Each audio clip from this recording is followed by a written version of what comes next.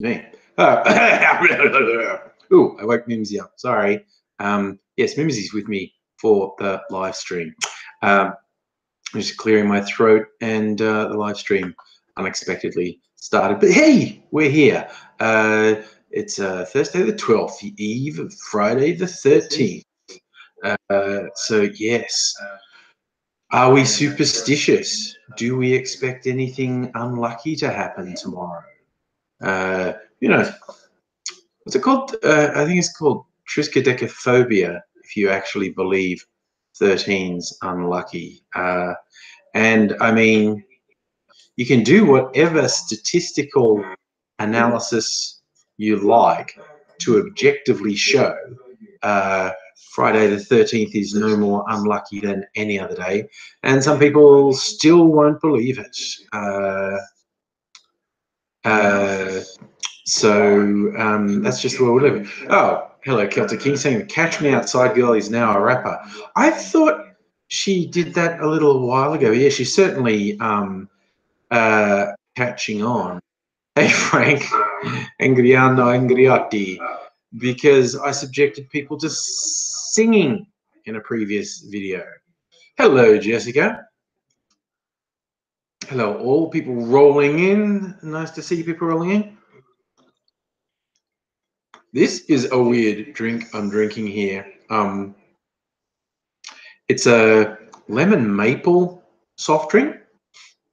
It's very interesting, like a nice lemon flavor, and it's got this smoky maple tinge to it. I just got it, saw it on the shelf at a shop basically, and thought it looked interesting. Yeah, so it actually is quite an interesting taste. I don't think I'd drink a lot of it, but maybe that's actually a good thing, something you just like having a little bit of, but don't drink to excess. Pat, I get dislikes for saying my opinion. Yes. I tend to pick on people who are easily upset. I don't know, whoever came up with it is a genius. I first saw it on Twitter. Someone saying, "Oh, everything's so politically correct. People are so thin-skinned. You can't." You can't make a joke about anything without upsetting someone. So now I'm going to only joke about the one group that's completely level-headed, logical and objective, and will never get upset at me. From now on, I'll only be making a joke about straight white men. And we've seen how upset the straight white men get at me. You may understand why I appreciate that joke so much. Yes, Frank, I did see you had done a nice rewording of Nazi punks fuck off to Nazi pugs fuck off. But that was pretty. I love you too, Celtic King, just by the way. Love all of God's children. Even the one that I think, maybe should have their head put in a blender. Have I got mail since Tuesday? No, I have not. I get a little email notification if mail comes to my mailbox, and I haven't had a notification. So that, oh look, it's still actually just sitting here. I haven't chucked it out. This is what I opened on Tuesday. It was super weird. Jessica, I do still have the masks, and maybe I should do some more videos with them. I appreciate your suggestion. Hey, Batman, how's it going? Kathy, what's that line from Groundhog Day? I'm not the God, I'm a God. So, like,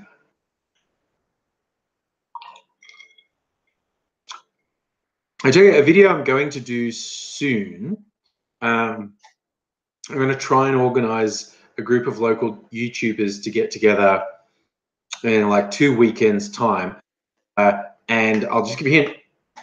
It involves one person in a banana costume and one person in a gorilla costume. And it will actually be a few videos. If I do say so myself, the scripts I have for them are quite good. Yes. Frank, I don't think VD ever wrote from prison. I think the last I heard of him was just before he got put away. So yeah, doing well, thanks, Batman. You know, almost at the end of the working week. This is my 4th week in my new job, slaving away, but getting PAYD, man. I getting paid. I'm just wondering if someone's gonna watch that but go, "He can't spell paid." I did just deliberately misspell paid. Okay. But yes, I actually had quite a break from work, and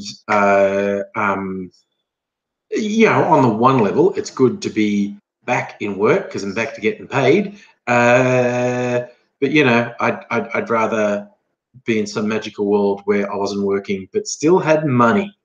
I'm not sure. I can't keep saying VD's still getting bashed. It's tragic. It's like, yeah, he's like got issues, and then he's put into an environment where people are not kind, i.e., prison, and yeah, it's not going to do him any good. That's why I do. We had a big discussion about prison on Tuesday night, and as I said then, I did get upset with people who go, prison's a holiday camp. You got to punish them. It's like, well, you know what? On top of the punishment and the deprivation of liberty and the protect the public from dangerous people, it is really illogical to be against rehabilitation. You see so many people, and it's not limited to one political persuasion, but you get so many people who go on about, oh, rehabilitation should be punishing. They're getting back out one day, man.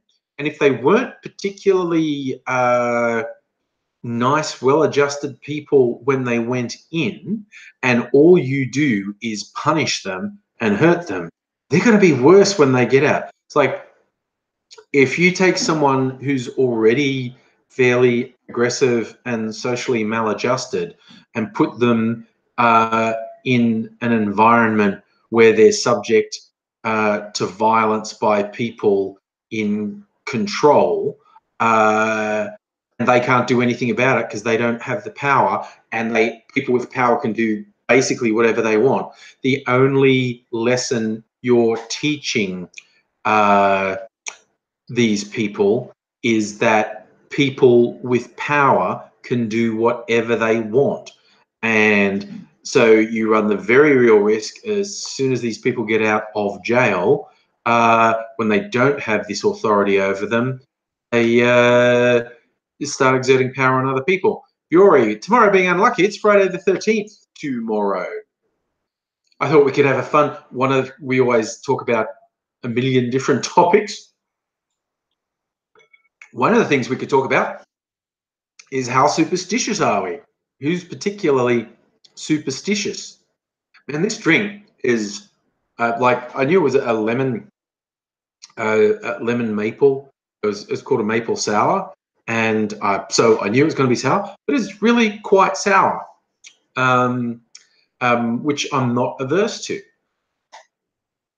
Yeah, Pat. It's look, it's easy. Okay, a lot of here's shocking news. A lot of people in prison are bad people. They're very bad people. But we have to be. Hi, there's 2 cats here.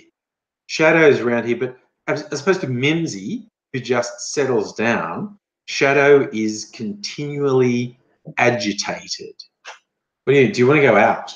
I didn't even know she was in here with me, and now she's going to hassle me to be let out, which I suppose I can do. I don't know. Frank, you're going to send me a screenshot of one of the suggested videos. Oh, a channel called Misandry Today. Oh my God, can you hear that? She's being really desperate. Yeah, okay, she's going to disrupt things. Oh my God, shut up. Oh, there you go. Mrs. Angry heard her and he's letting her go out, you idiot cat. Oh, shut up. Oh my God, she complains so much. I was going to grab her and hold her up, and then she probably would have scratched me. That's okay. Yeah, I'm not superstitious. Like, some people like, what are the popular superstitions? The number 13, uh, walking under a ladder, black cats. What are other bad luck superstitions? I don't know. Pat Man, have I had the bear-induced attacks? The last one was about a month ago, and then about a week or two after that, there was a spin-off from fucking fuckhead McHitler dog. But they've like finally calmed down. 24, my dude, you are very worried about war, aren't you? This, and not without cause, not without cause, my friend. But yes, that's something you bring up in all the live streams. I mean, Trump's posturing in the last day or two has been horrifying to watch. It's like, dude, just with this mouthing off when Russia has said, no, if you strike against Syria, we're going to take that personally. This is not small stakes. This is one of those things where you hope the actual military, Trump says, yeah, let's just go and blow him up. He can't tell us what to do. The military are responsible enough to go, yeah, about that. Well, what we should do is not that. What we should do is something a bit more controlled. Yeah.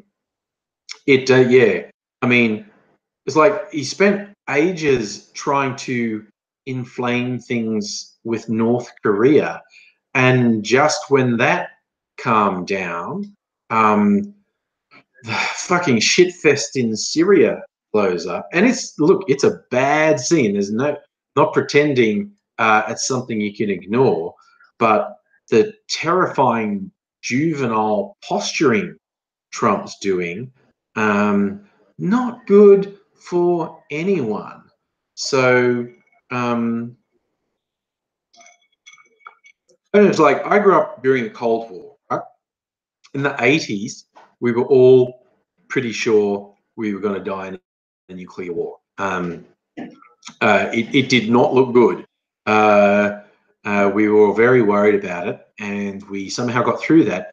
But this is different. I mean, while obviously if there was any large-scale conflict involving Russia and the US, you'd have to think nukes would come into play. But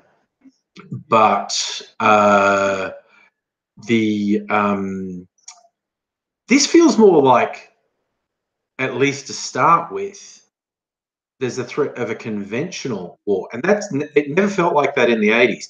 We never thought it would be jets and tanks and troops in the 80s.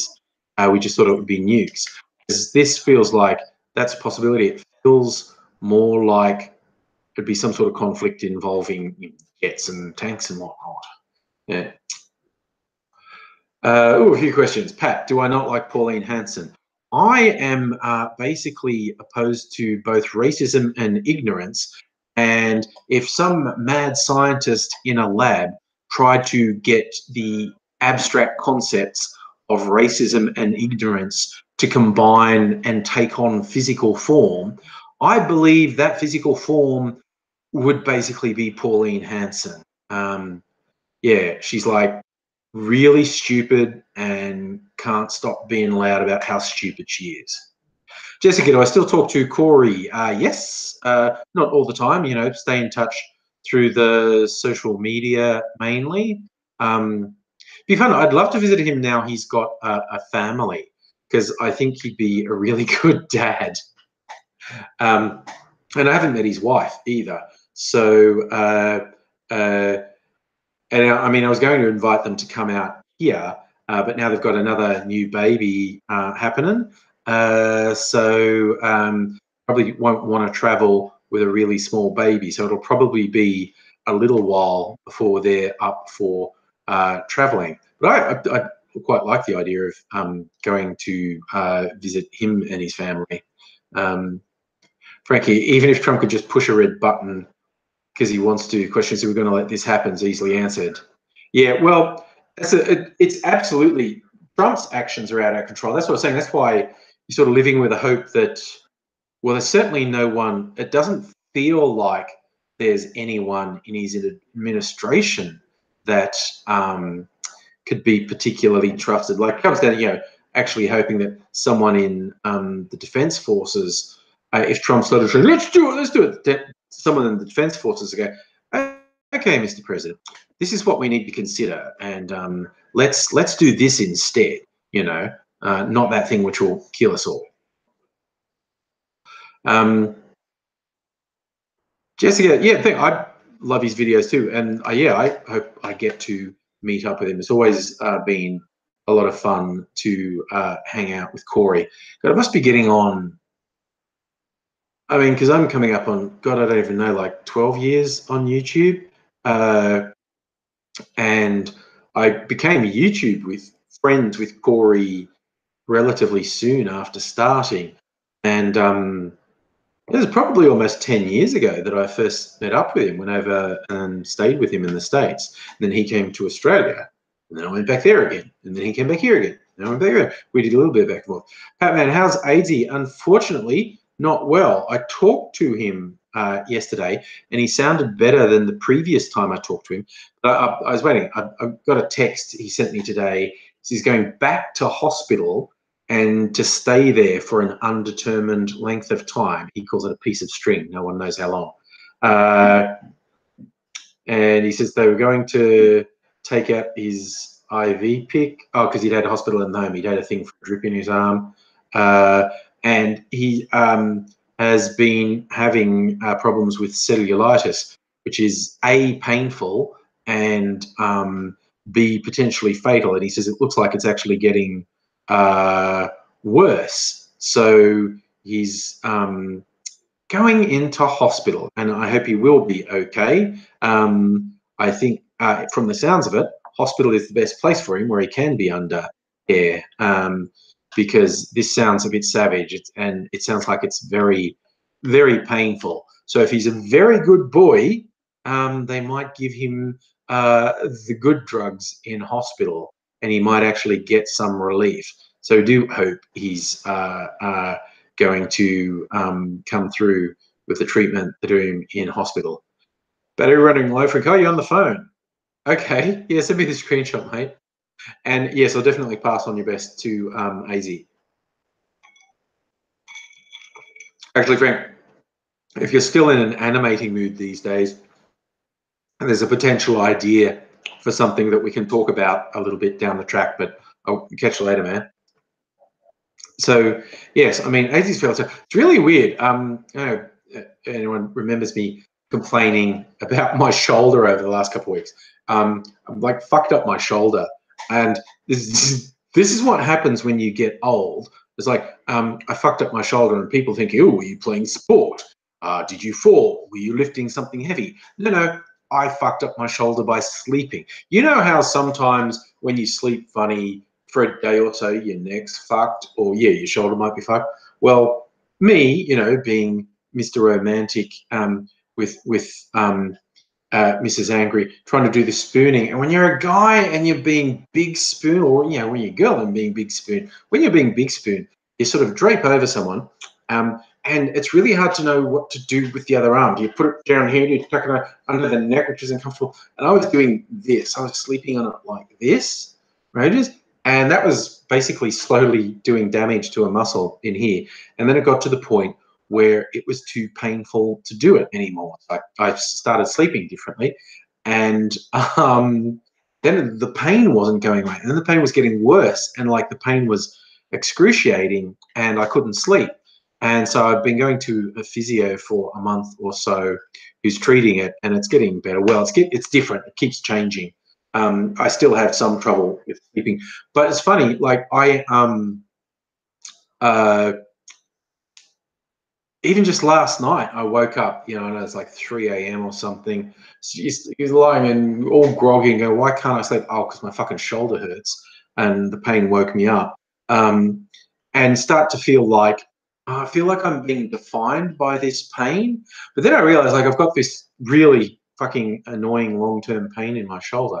And then I realized that's what Aidsy has felt in every joint in his body for about 20 years. For like 15, it was like 15, 20 years ago.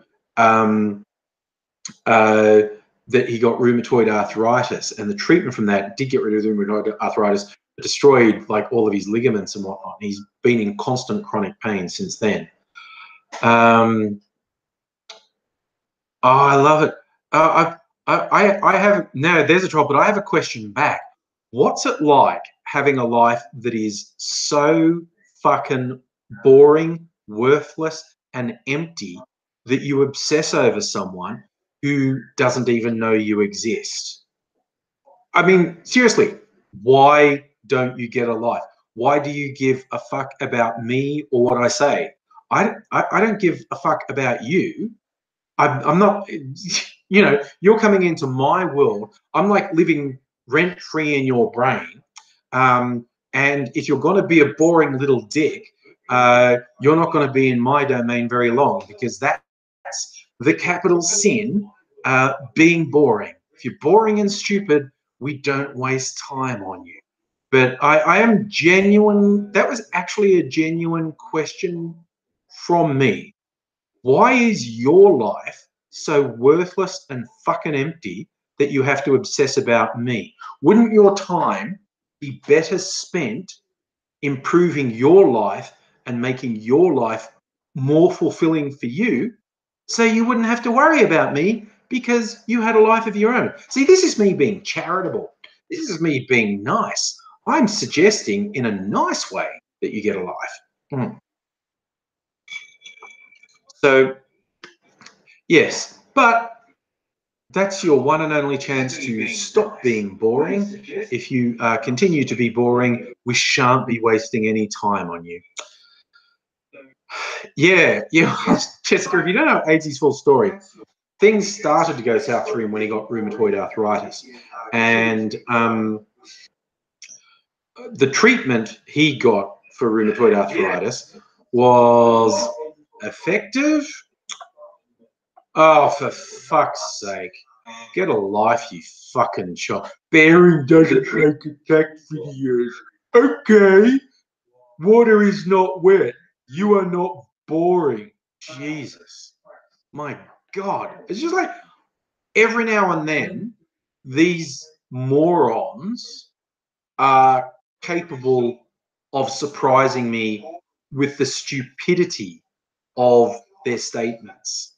It's just like, I've had to deal with the last couple of weeks people saying, Tommy Robinson's not racist.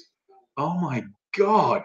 It's just like, I really worry about those people. Like, I assume they're only ever allowed to eat warm porridge with a wooden spoon, because anything more challenging, either food-wise or cutlery-wise, and they'd fucking hurt themselves. Like, even if you gave them a plastic knife and fork, I'm sure they'd manage to fucking mutilate themselves. Hello, Stella and Cliff Jumper.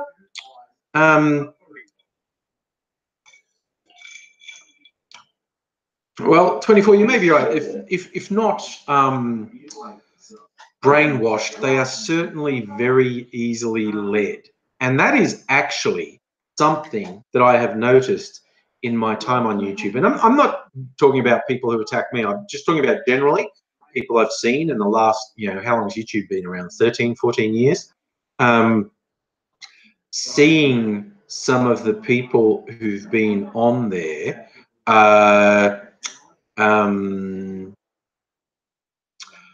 and just before you go by, you sad. I mean, again, just to ask the sad question again, how sad and worthless does your life have to be to make accounts solely, and that's done solely to obsess about me? Dude, you need to fucking check yourself.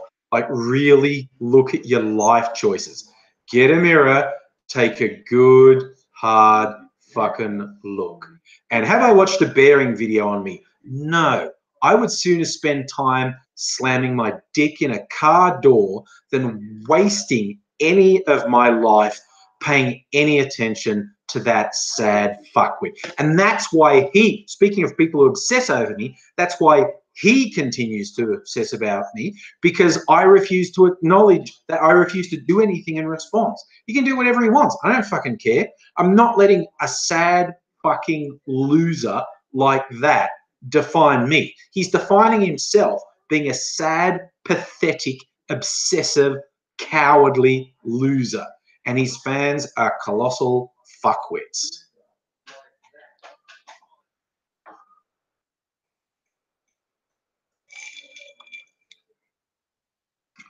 Hey, Shelfwarmer, how's it going?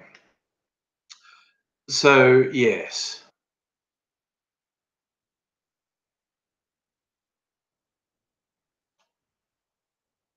Nobody, okay, that, oh, sorry, I see what you're asking. What do you really expect? So, I don't know, dude. I don't think that dude has, you're asking that the troll, what they expect to achieve. I don't think that type has the brain capacity to have sensible goals. I just think they're the type who sits around shitting their pants and playing in their own shit and flinging it around, and they think if they literally fling their shit at someone and upset that person by flinging their shit, they feel like that's an accomplishment. Like that's how pathetic and empty their lives are. That negative attention is better than no attention. And thanks, Stella. Yes, and Sexy Beast. Dude, like seriously, the degree to which some of these people obsess over me, I do think there must be something going on.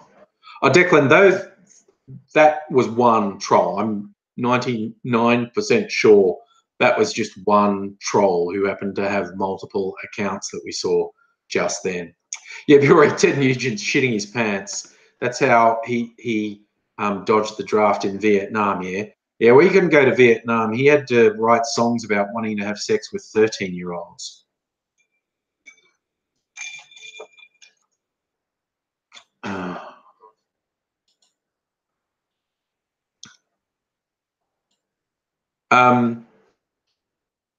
Yeah, Cliff Jumper. Yeah, us being ahead in a time zone, we find out things first. Weirdly, sometimes when something happens in the world, oh yes, we had Sleepy. We also had a noisy kitty who was demanding to be let out of the room.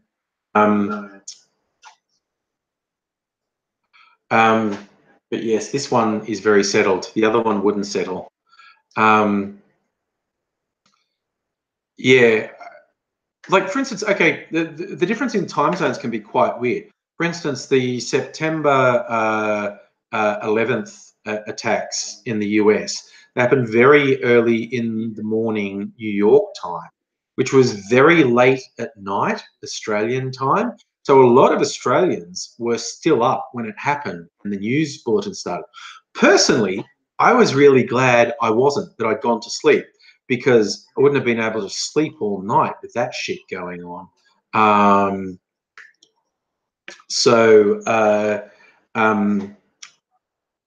I woke up and both towers had already collapsed, and I was seeing this stuff on the news that just like some bad horror movie, action movie, and it was a little while before I realized it was actually real. So being in having stuff happen in different time zones can be really weird.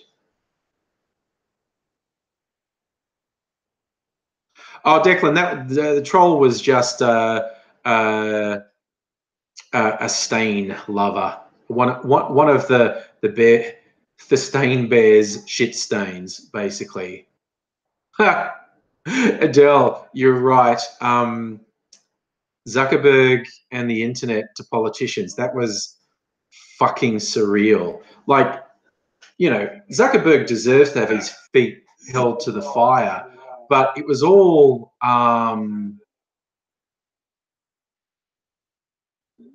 delayed I don't know. Just some of the questions were so stupid. Like, why was the guy asking him, how do you make money if you don't charge people? He goes, we run ads, dude. What the fuck? Why are you even asking that?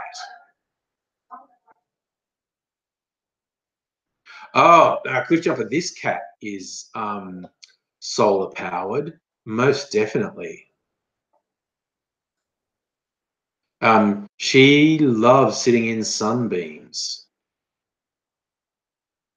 You're only 4 when it happens, so you're only worried about cartoons. Yes.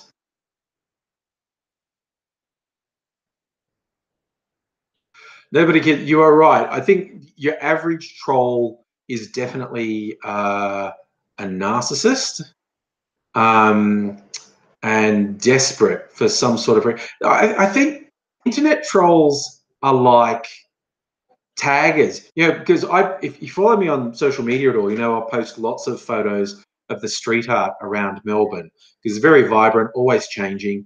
There's always something to take pictures of, and you get a really nice piece of street art, and then the losers start tagging of it. It's just like they're obsessed with saying, I'm here. They've got nothing to actually contribute, but they demand that people acknowledge their existence. Yeah, it's really cool. Oh, you meant year 4. Yeah, I thought 4 years old was too young for you. Yes.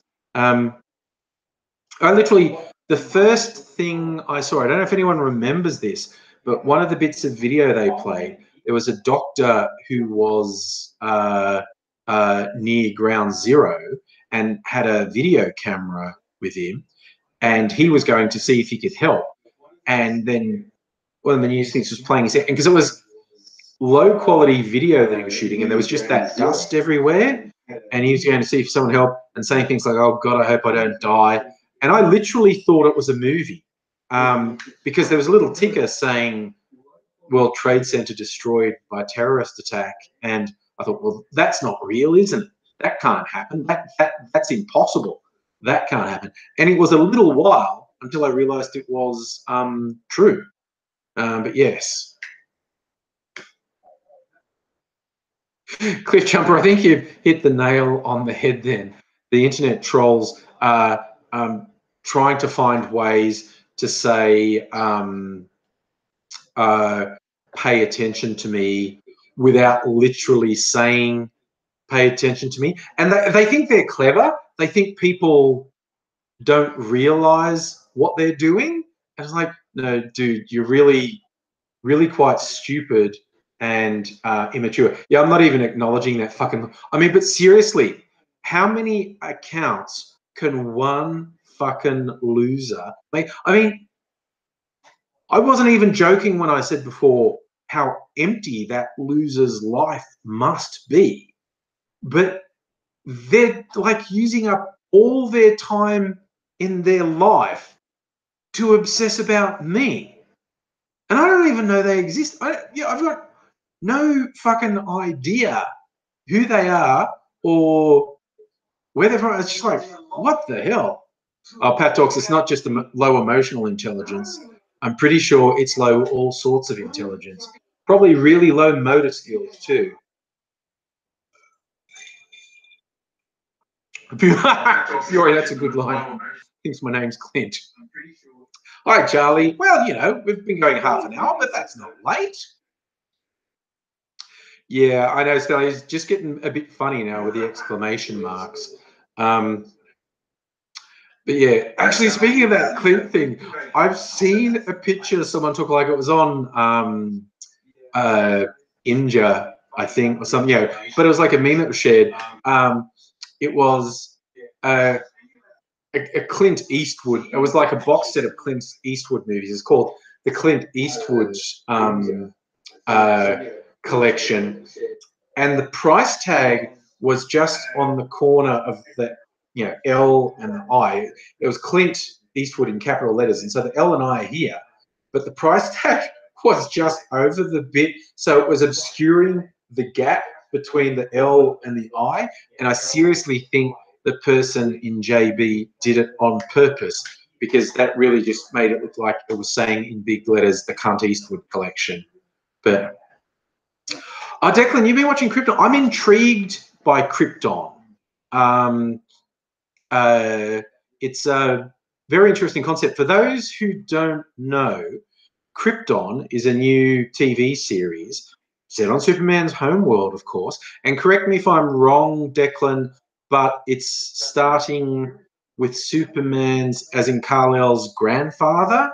So it's like setting up the world and the politics of Krypton 2 generations before Superman. Hey, Tara, nice to see you. Stella, I'm not sure if I ever flew with Ansett, because I certainly didn't fly that much in my younger life. In fact, I don't think I'd ever flown on a plane until my 20s.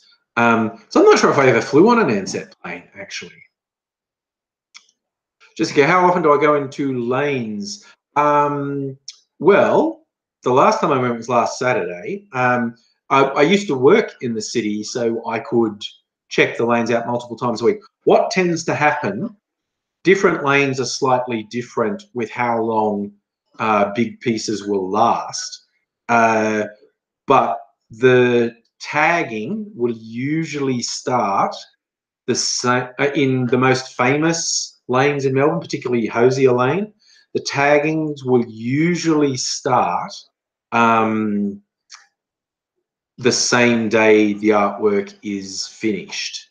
Some other lanes get less tagging done in them, but yeah. Hey, Toby, how's it going? Yes, okay. It's officially video game. She knows it's a cat video. Say hello, Mimsy. She wants to say hello. She likes being scratched. She does that thing. She'll climb on bed when I'm asleep or trying to go to sleep, and walk up alongside me and demand attention. And I'll give her a pat and then put my hand down. And then she just goes and headbutts my hand and goes, no, more, pay more attention to me. She's a little bit demanding. But yeah, the other one who never got on camera, but she's wandering around here meowing loudly because I've shut the doors to the kitchen. And she wanted to get out, and she never settles. Nobody gives you, your cat will hook you. Mimsy most of the time wants you to do it. In fact, she likes it when we get visitors. When, like, the other cat, Shadow, will run away from visitors. Mimsy will come up to visit and goes, a new person who can worship me. You may pat me now. She very much likes the attention. So Declan, so yeah, Superman's grandfather. Acting's fantastic, plot's intriguing. Nice. Well, look, there are just so many TV shows to watch. Oh God, Toby, you're saying Celtic is going to get alcohol poisoning again. Oh, dude, good on you. Hide it. I mean, we make jokes because I have a lot of bottles out. But if you watched all the videos, it's still all the same bottles. I don't drink that much, but I have a bunch of different stuff so I can make cocktails. Yes, alcohol abuse, not funny. Shouldn't do it. That's one thing, Stella. Your cat licks you. Mimsy doesn't lick. She'll nudge, and sometimes there's a thing like her nose is running. She nudges you, and you get, ew, I think I've got cat boogers on my hand. Adele, Opie, your kitten doesn't like your sneezing from your cold. This one doesn't like it if I make noises either. See, Charlie, that's common, that your cat's good with you and not with strangers, but this one loves strangers, getting attention from new people. Definitely. 24 TV shows are shit less. I think there's a lot of good TV shows. I watched bits of Merlin. I didn't watch very much. Watching The Crown at the moment, The Walking Dead, a few comedies like Silicon Valley's back, which I like. Trying out the new one that's just started about the hitman. Yeah. And there's basically a lot of stuff banked up to watch. You know, like in the last 6 months, I watched a few Netflix series. Watched Black Mirror, Altered Carbon. Lose track of all the things I watch because I like movies too. Ha! Toby, I should get a Great Dane. No, we're more of a cat hole side, I'm afraid. Yeah, my son, young Mr. Angry, wants to get a dog, but a small one, not a big one. But no, definitely not getting a big cat.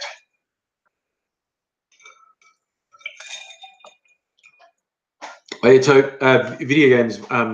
We've got a party coming up where I'm going to play Cocktail Waiter, and they're theming the party on The Crown. So we're watching The Crown for research purposes, and well into season 2 now. It's quite good. Oh yeah, 24. I didn't watch 13 Reasons yet. I might watch that at some point, but I haven't watched it yet. Oh, Declan, there's one called Last Kingdom as well, Game of Thrones type show. Okay, okay. I might. Yeah, so many things to check out. I don't know. 24. You're allowed to hate dogs. Okay, some people are cat people, some people are dog people, some people don't like animals at all. That's okay. Oh, Declan is about English history between Christianity and the pagans. Okay. Oh, that reminds me. I also did watch Britannia, which I thought was quite entertaining, which to my mind was obviously trying to cash in on the popularity of the Vikings series. Uh, it's set after Julius Caesar when the Ninth Legion tries to stake a claim in Britannia. And hey, history fans or even fiction fans might know what's going to happen to the Ninth Legion because that story gets used a lot. But yeah, I found Britannia quite good. Toby, I should get a goose. You know, some people use them in place of a dog. Like instead of a watchdog, they have a goose, a watch goose, because the goose will do two things. If you have a goose in your backyard, if someone jumps your back fence, the goose will make a lot of noise, so they make a fairly good alarm. But also, if you get the right sort of goose, they're vicious as fuck to, and they will bite and they will chase a burglar off quite effectively. Yes. Oh, cliff jumper. That's a good memory. Me and Aidsy being bouncers in the Santa Pimp video that Luna Tuna did with Refuge from Reno. It's quite a few years ago. Yes. Oh, yes, Jessica, The Good Place. I really enjoyed The Good Place. That was a lot of fun. The Good Place is about the afterlife, and as Jessica said, someone's in the good place, and they've mistaken her for a really good person, and she knows she's not a good person. So she's trying to hide from the authorities in the good place that she's actually a bad person. It's a lot of fun, and even it gets really interesting with the philosophy as well. Well worth your time. The Good Place. There's 2 seasons of The Good Place on Netflix. It was a good one. Yes. Terry cops coming to the office with a goose that was arrested guarding a drug cop. Yeah, man, geese would make good guards, basically. Oh, Toby, do the geese eat the lawn as well? Like keep the lawn down, so you don't need to go to a sheep. The goose does everything.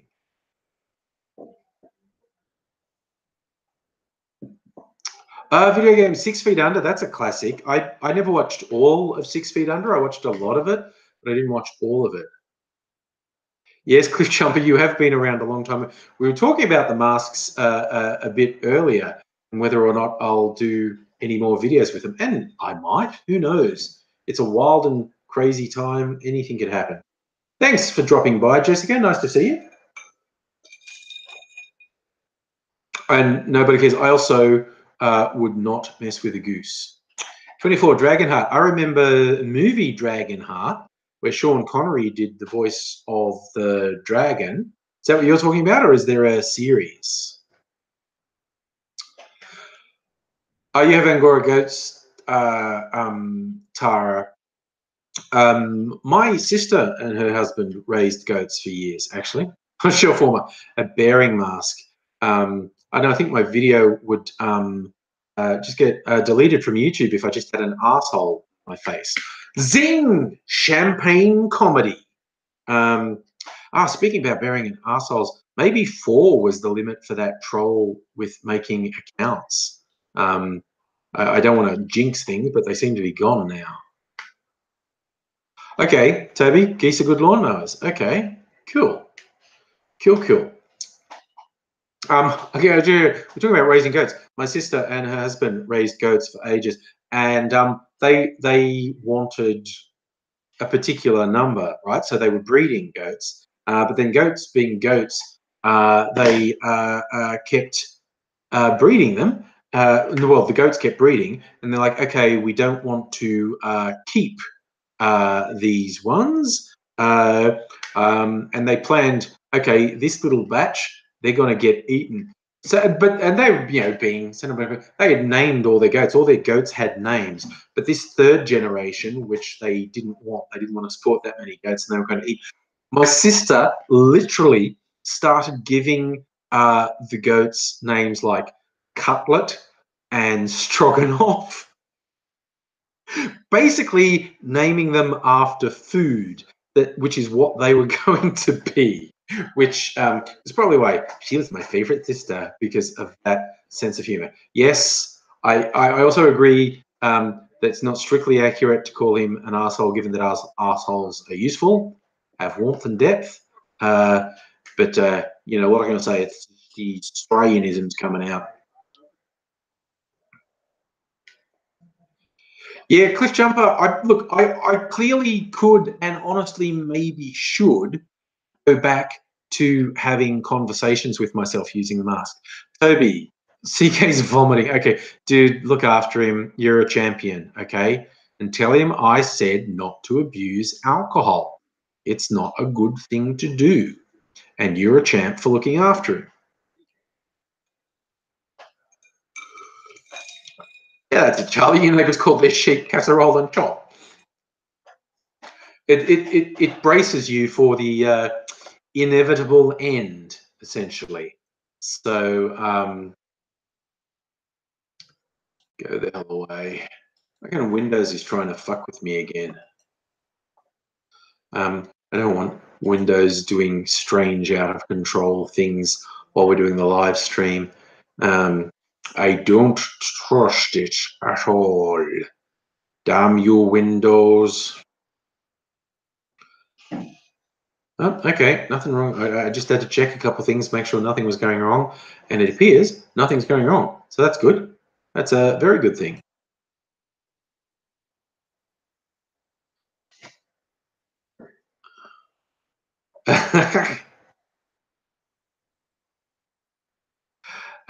Yeah, I think it is Windows 10, nobody. Stella, are you heading off too, Pat, man? Thanks for dropping by, man. Stella, the child porn. Was that the one where I used the Barbie doll and the wrestler doll to teach sex education? This is one of those. What a lot of people don't realize with some of the stuff I've done in videos, the videos exist purely because of one line. And I go, okay, I need to justify saying this one thing that I think is funny. So I'm going to build a whole video around this one line to justify doing it. So when I did the Mistress M videos, Emma, who had been friends with for ages, she had a show in the Comedy Festival in Melbourne, which was called Fuck, a Love Story. And there was a line in it which was actually based on AIDS's medical experiences, talking about anal entry, and said, hey, like if you're going to do it, that's fine, but it's not a race. And it's like, if you're going in, you got to roll it in gently. You got to do it gradually, roll it in gently. You're not trying to land Thunderbird 1. I loved that line so much. I invented the whole thing of the character Mistress M giving sex advice just so we could reuse that line and a couple other lines from the show. And the, the one video where I had the sex education class, it's because I read a story where it was in America where some parents were upset at the school doing sex education. And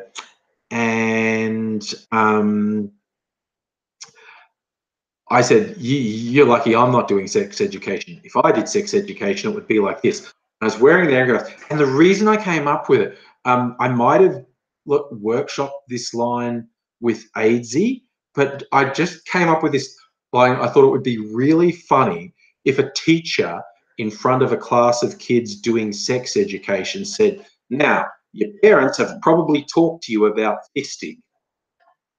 And I found that one line, we came up with that one line, and I thought it was so funny. I had to build a whole thing around me just being able to say this one line.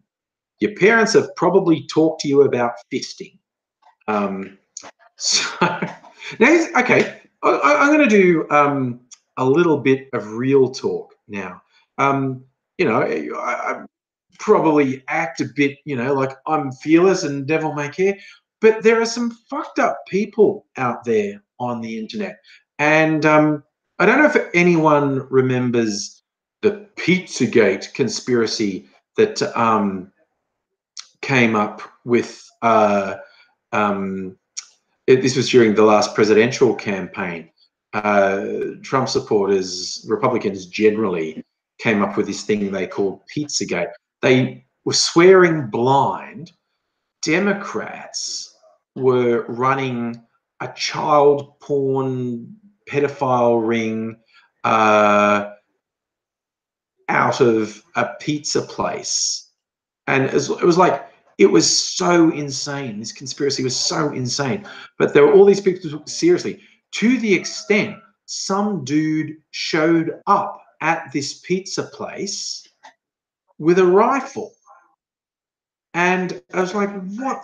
Like, this shit, this conspiracy shit is dangerous because people act on it. And there's now, that's mutated into this really overblown conspiracy about, it's like every Democrat politician and left-wing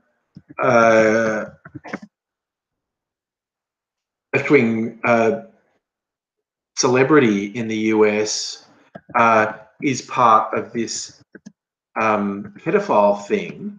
What's it called? I'm just looking it up as we talk.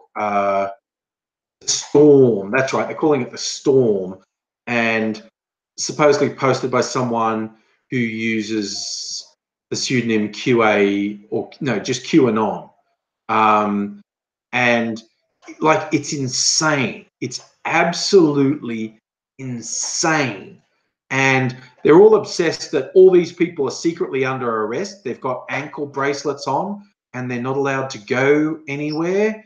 And it's like, basically, you know what they do? They just go in this huge onslaught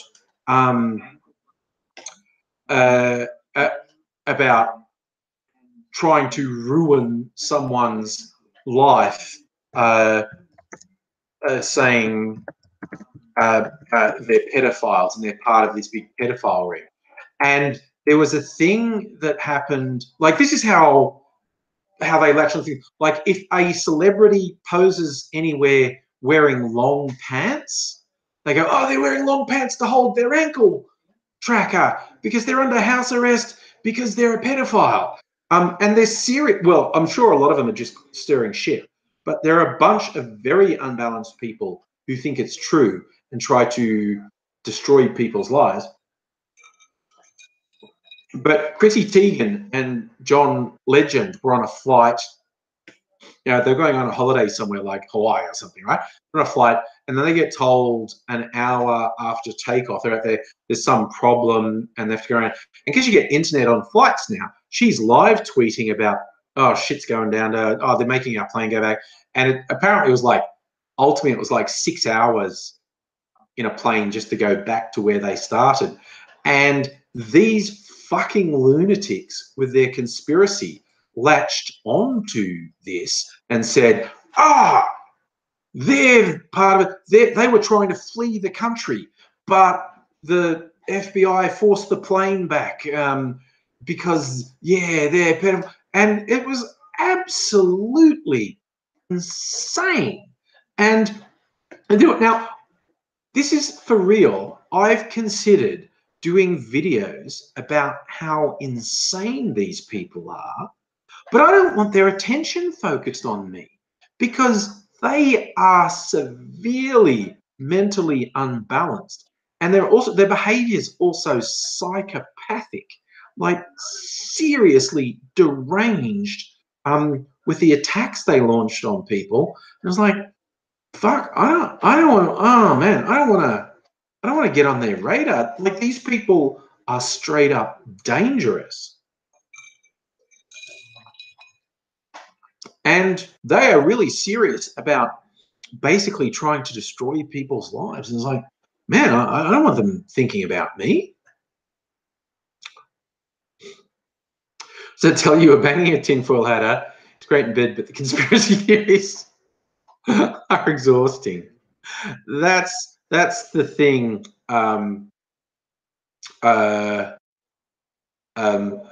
I like most people who get to adulthood and go through views of adulthood, you end up in a relationship with someone who's and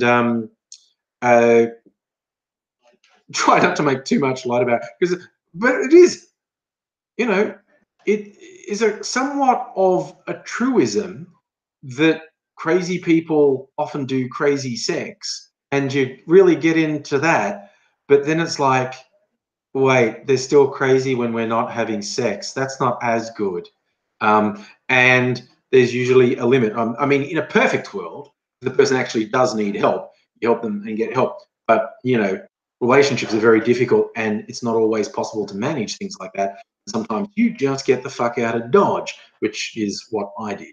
But yeah, it is a very weird situation where you're with someone and you realize they are at best unbalanced and agitated.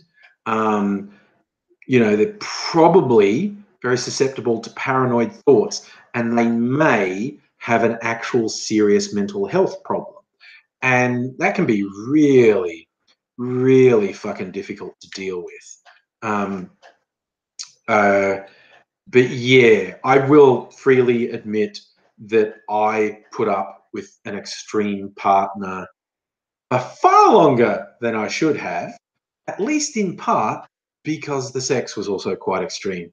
And, you know, you can forgive a lot of stuff if you're really enjoying yourself in one aspect of life. Just that when the other stuff gets see, that's the thing, Stella. Yes, crazy sex is fun. Oh look, AZ and I have a mutual friend, and he's actually been on some of my videos, not for a while, but he has been on some of my videos, and we did New Year's Eve live stream at his house once, quite a few years ago. He's a huge dude, right? He's an absolute mountain of a man, like with a shaved head, and he deliberately seeks out rather extreme partners because he thinks it adds spice to life. And it's like, we tried to tell him, like, dude, A, no matter that you think you're having fun, that's not actually healthy for you. B, it isn't just you. When you have these people in your life, they end up in our life and we get affected by it. So we want you to stop it because it's really difficult to deal with someone like that we have no control over. So, but he would be like, oh no, it just makes life more interesting. No, dude, it makes life all sort of fucked up and tense. So, yeah, some people seek out drama. Libertarianism and Silk Road sites on the deep web. Oh, Silk Road was amazing because you seriously, Silk Road was pretty well encrypted and protected.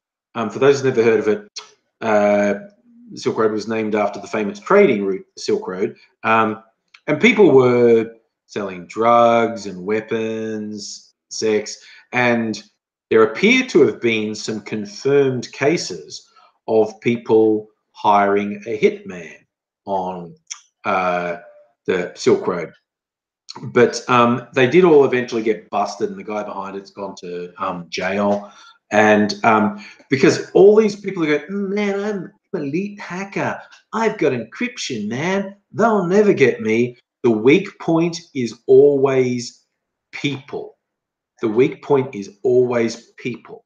And all yon feds or whatever law enforcement we want to talk about, all they need to do is get one person. Because first, like, as you're saying, Adele, okay, the password encryption was shit. There is normally a flaw in their security or encryption. It's usually not as good as they delude themselves into thinking it is.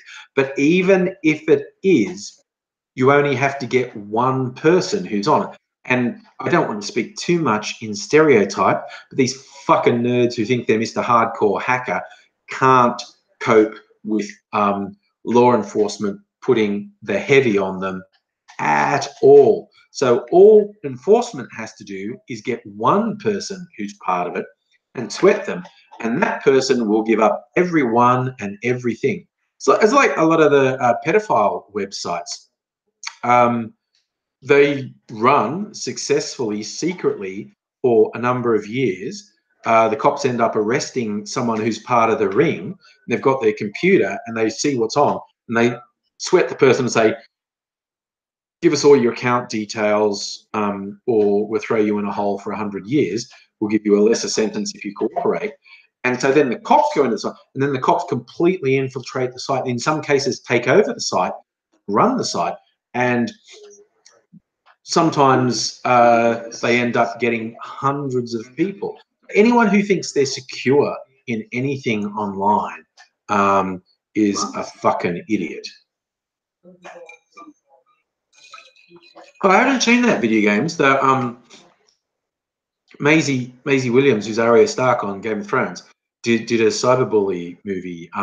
I did hear about that. I haven't actually watched it. And nobody cares. You're like, encryption can be traced. Like I said, people who go on about their encryption and the feds can't get me, even if their delusion was true, say you had completely impregnable technology, it's like the people who have like a grow farm in their house. They've got a dope farm with grow lights in it, which radiate this huge light. They go, ooh, I'll black out all the windows so no one can see what I'm doing. And yes, you've blacked out the windows so no one sees your grow lights. Flawless, right? Except for the amount of electricity you use. So when the cops going, it's like normal house, normal house, normal house, house with blacked out windows that's using 100 times more electricity than other houses. They go, I think I want to see what's behind those black windows. It's the same as if you've got a lot of encrypted traffic.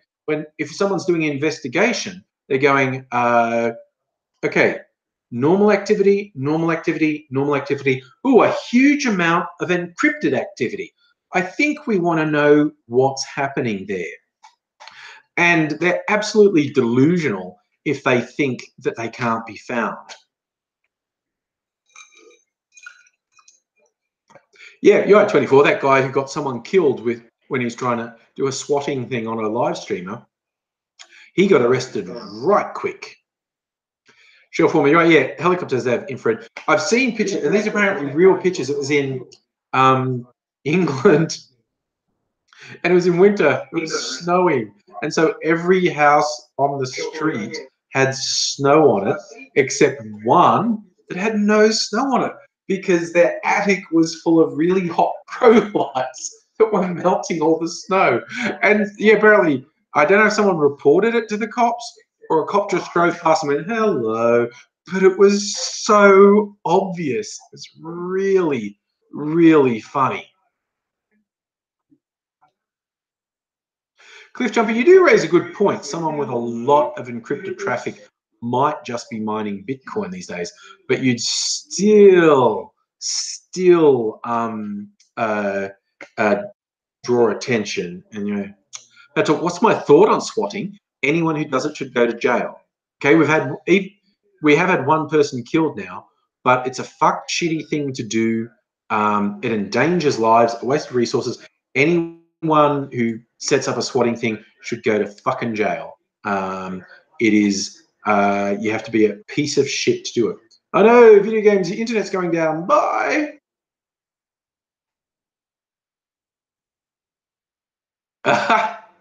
Adele, you think people don't tell cops enough? Like the no snitching rule. Um, yes. Yeah. The true crime stuff. It's always like it's that cliche about someone who's either a serial killer or you know one of these mass shooters in the States. The number of people who go, "Oh, he was a quiet boy. Seemed quite normal. I never would have expected anything." It's like, yeah, I don't think you were paying a lot of attention. Sorry, Crypto. Okay, that's a good one. The story of a thief who ran off into the woods in the dark to hide from the cops, but was wearing light up sneakers. Curses foiled again by your fashion choices. Oh dear. Yeah, Tara, you can definitely do deduction on Bitcoin mining on what's happening because of the servers that someone would be connecting to. But yeah, no, it's just the laugh of people who think like my super encryption will keep me safe. No, it won't, dude. It actually attracts attention. Uh, same as someone who blacks out all the window on the house. Suddenly, law enforcement gets really interested on what's behind those blacked out windows. Like you're drawing attention. It's like someone, you know, with surveillance cameras everywhere and face recognition getting better all the time. Uh, Someone wanted to do an experiment on can you avoid them? Like you worked with a city to say, you know, how quickly does the face recognition thing work? And cameras were everywhere. The person getting picked up. And the strategy they came up with, who's heard of dazzle paint or dazzle camouflage? It's a thing used in the military, notably in the Navy, in the First and Second World War. It's where you apply a sort of jagged, uneven paint job. And I've seen pictures of it. And with ships at sea, and there's some argument over whether it works or not, but because it doesn't make the ship invisible, but because you've painted these sort of stark black and white jaggedy lines on it, it makes it really hard to pick out the edges. And so for ships in particular, it was apparently quite effective with submarines. And a submarine looked up, and even if they saw a ship that had the dazzle paint on it, it made it really hard to guess the range because you couldn't clearly define how big the ship was, and so couldn't work out how far away it was. And I know I've heard some people say it doesn't work, but I've seen some people say it does. So this guy who wanted to go, oh, Stella, your internet's going as well. Get ready for bed. Bye. This guy who wanted to get away from the facial recognition cameras decided on maybe dazzle makeup would work on me. And so he started doing it. He was doing these really jaggedy black and white lines on his face with makeup. And he found that it worked. Like when he went back, he walked past all these places with surveillance cameras, and they, of course, saw them. And but the facial recognition wouldn't work because the contrast between the black and the white was so confusing to the camera. The facial recognition wouldn't work. And so he goes, hurrah, it worked. But the irony was everyone was staring at him because he had this really outrageous makeup on.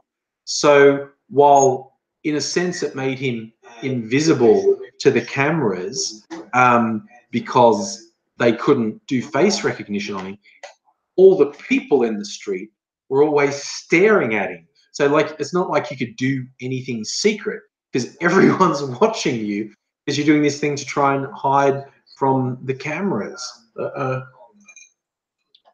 That's right, Cliff Jumper. It made life hard for submarines because with the dazzle paint, it was very hard, if not impossible, to work out which direction the ship was going.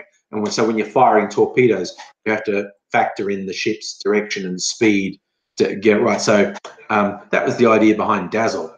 But it works. I did. There's a writer I like, Cory Doctorow, writes speculative fiction, some adult stuff, some young adult stuff.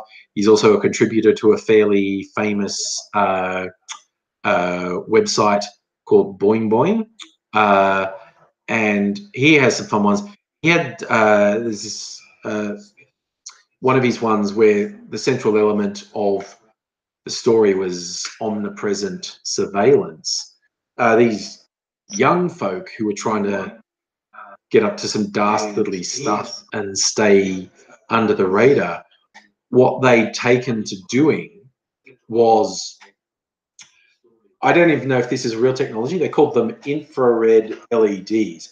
They had hoodies that had these infrared emitting LEDs around them. So to people in the street, it didn't look that unusual. You were just wearing a hoodie and it wasn't white light, it was infrared. So people didn't even really notice that you were emitting all this infrared radiation. But the cameras do pick up infrared. And so what would happen is these kids going around were radiating so much infrared, it was overloading the camera, and the camera was trying to correct the light and would blank them out. So if you knew they were there, you'd see them on the surveillance, but all you would actually see was a blur that moved across the thing. I don't even know if that's a viable thing, but it was a very, very interesting idea. Yes, Biori, I did see the trailer for the Meg. Very interesting. They made it look interesting. For those who have seen it or haven't or don't know us about, it's based on a book that came out ages ago, like in the 80s or 90s, that was just called Meg.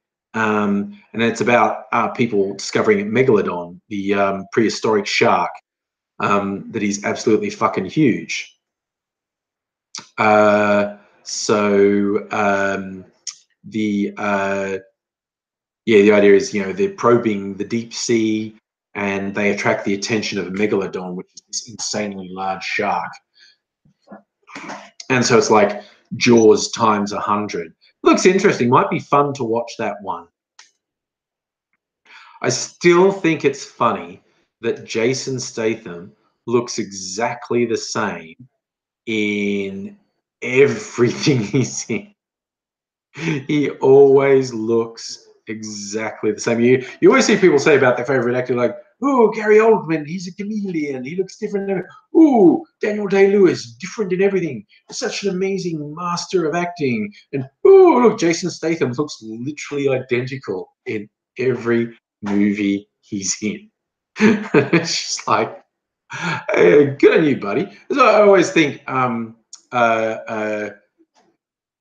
Jason Statham movies should, as much as I enjoy them, they should just be called Jason Statham kicks the shit out of someone, because that's what all his movies are. Cliff Jumper, you sent me something. Well, yes, okay. I will have a look at it. The cunning plan for survival in the Great Debate, inspired by a scene from Blackadder goes forth. Okay, I will indeed check that out. Not now, obviously, because I'm talking to all you fine people, but I will check it out at a later point. Thank you for sending that.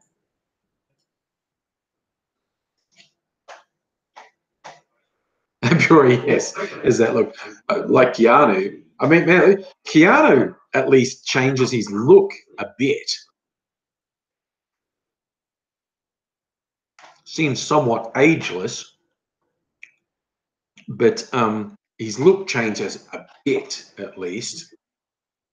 I mean, Jesus, like Keanu's my age, and he often looks like he's only about 30. You can never tell because, you know, movies, they're all wearing makeup and shit. I have no idea if he lets people Botox him or whatever. But yeah, he does look somewhat ageless. Charlie Ray Fiennes is always creepy, so you don't buy him as a good. He doesn't play a good guy that often. He's often, if not an outright bad guy, at least somewhat of an anti-hero. Oh yes, Tara, you do want to block trolls and not let them dominate your messaging, definitely. I liked him in well, I like Ray Fiennes in a lot of things. I thought he was funny in Bruges because he's so objectionable. His character in that movie, in Bruges, the movie's called In Bruges, his character is so obnoxious and offensive, and Ray Fiennes plays him with no apology whatsoever. It's brilliant. Isaac of Jumper, Daniel Day-Lewis story in the tabloids. Using a phone. Oh, right, yes, okay, yeah. I actually saw that picture. Daniel Day-Lewis was on a subway thing, just using a phone, and they're like, oh, look, famous people, they're just like us. Oh, Charlie, he was the romantic lead in Made in Manhattan. Now that you bring that up, I remember. I don't know that I ever saw that. That was a Jennifer Lopez movie, wasn't it? Was it? I'm trying to remember. I didn't see it.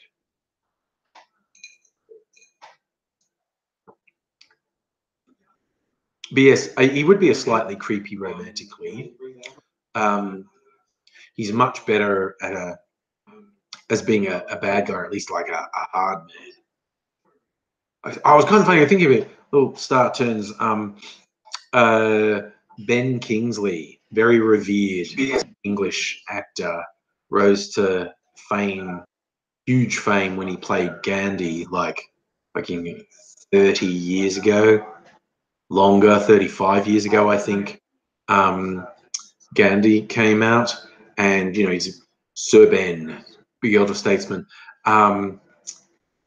But he's in this British gangster movie called Sexy Beast, and he's the worst, most obnoxious, brutal, psychopathic gangster. Is it?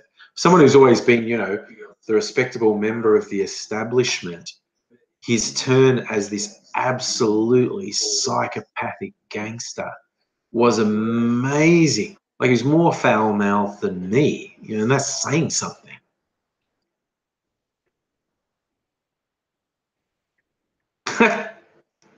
So yeah, that's another good tabloid story with Jumper. David Beckham buying expensive garden toys for his kids. Famous rich guy buys expensive. I know. Look, it's very easy, I think, and a lot of us do it. You know, criticizing famous people, whether they're sports people or politicians, movie stars. Oh look, Mimsy's licking her butt on the live stream. Nice. No. The people. No. Get in there, Mimsy. Really, really. Oh my God. Why are you not facing the other way? I'm not patting you now. You've just had your face buried in your butt. No, I'm not patting you. No. You could have at least had the decency to face the other way while you did that. That's a bit better. That's a bit better. Thank you for listening. My God. What's it all about, Mimsy? Yes. Yes, I know that's normal cat behavior. You know, there's company, Mimsy. There's company. You can't do that in front of company. No, I shouldn't have said anything. I should not have said anything. Now she's just doing it again. Mimsy, that's just wrong. I tried to fart in your face yesterday. You think they actually tried, or it was just accidental, or what? No, man, I need to get a drink. What are we? You know, it's 9:20. Yeah, all right. I'm gonna get a drink. I gotta get some ice. I'm old. My legs don't work. Oh, that's weird.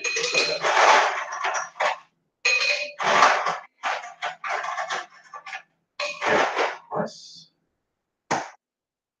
Right. Lemonade. Oh.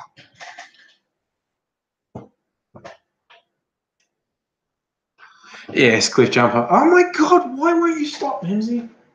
Seriously. Okay, I'm gonna try and get through my donut flavored vodka. This is strawberry flavored vodka. Yeah. Mofo, you had a chat with another beggar who said, if you're under 21, you're homoerosis. If you're over 21, you cannot. That's true.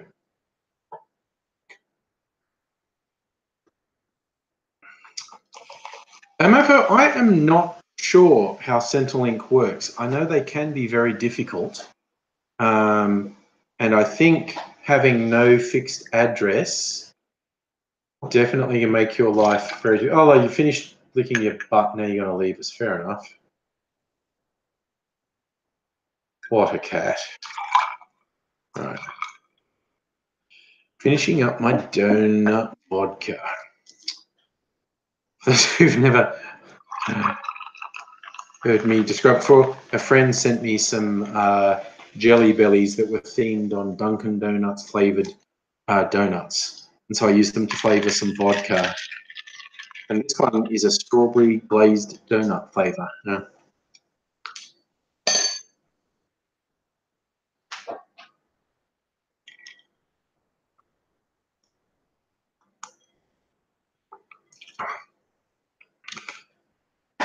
Pat talks. Do I think an 18-year-old should have a part-time job? In what context? I mean, that's a very open-ended question. I mean, you're allowed to start a part-time job when you're about 15, aren't you? Are you suggesting if you're 18 and you don't have at least a part-time job, you're lazy or something? Cliff Jumper, if I gave out the number for the Angry phone. Yeah, I don't even have that phone anymore. I just got bored with it, I think. I feel saying, wondering how Centrelink deals with people no fixed address. Centrelink at the moment is trying to ruin people's lives, like that robo-debt bullshit they're doing, aggressively pursuing people and threatening them when they don't even have any real debt. Centrelink doesn't give a shit about helping people. Oh, hey, Catherine, we've just been chatting. Nice to see you back. Oh, there you go, Adele, 14 and 9 months. You do a single parent household. Yeah, I think everyone's circumstances are different. So it depends on what the circumstances are, whether I think that's the thing, you know.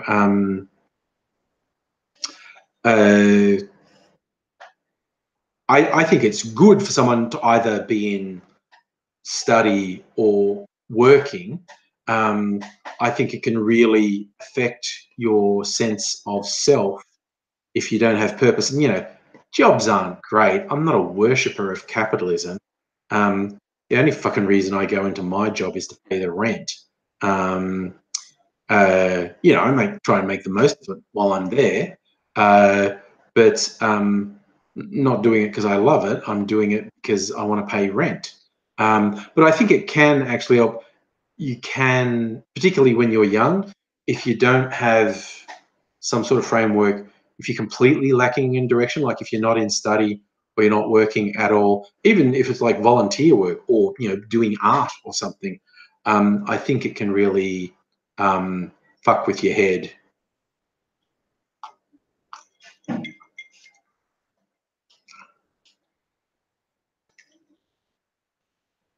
Hey, Mofo, we've talked about the universal basic income before. Not the worst idea I've ever heard. You know, maybe as a halfway measure, just a proper unemployment system that didn't treat unemployed people like the enemy. I mean, the degree to which politicians and conservative media uses unemployed people as a whipping horse is disgusting, quite frankly. It's like, oh, look at all the money they're costing you. Oh, look at all the taxes these big fucking companies aren't paying. I think we could pay the welfare bill a dozen times over if these fucking companies paid a decent amount of tax instead of hiding it all offshore. Fucking corporate tax evasion and government subsidies, aka corporate welfare, is a far bigger issue than welfare and health spending for the general population. It's an utter farce that we treat people who have almost nothing like they're the enemy, when the people who are ripping the guts out of the country their own gain, you know, run around acting like they're fucking heroes. So it's like, it was like, you know, when Gina fucking Reinhardt was complaining, oh, tax on the money, I'm creating jobs, I want slaves. And she's like, no, fuck you. Okay, you know what? If it's too big a deal, this stuff she shouldn't have had, and I'll make this story short, but she should not have any of the money she had because her father is a fucking criminal fraud who, through his contacts in the media, basically blackmailed the West Australian government, and it's a pity they folded, because if they hadn't, if they'd have stuck to their guns, Australia would be a very different country. See, what happened under West Australian law, a private entity could not open a mine based on government mineral surveys. Like basically, the government mineral survey said, yes, there's a mineral deposit there. You couldn't go and say, me as a private person, I want to dig that up and take all the money.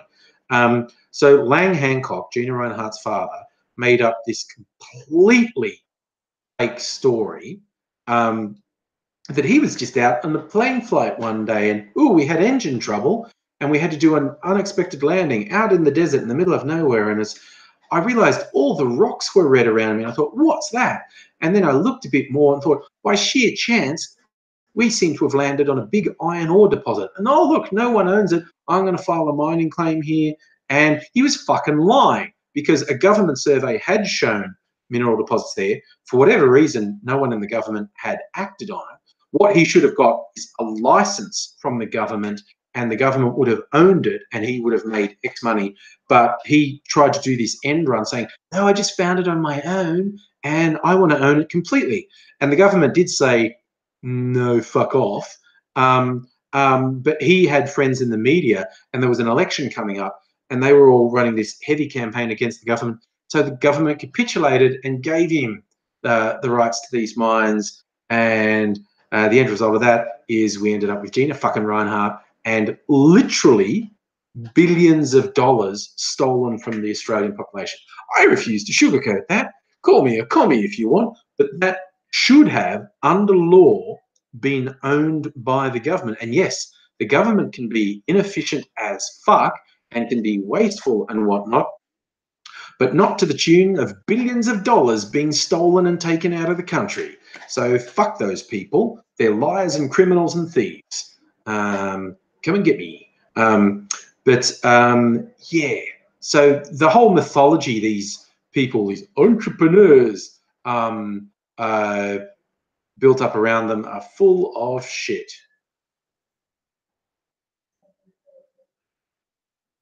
Oh, that's an interesting one, Cliff Jumper.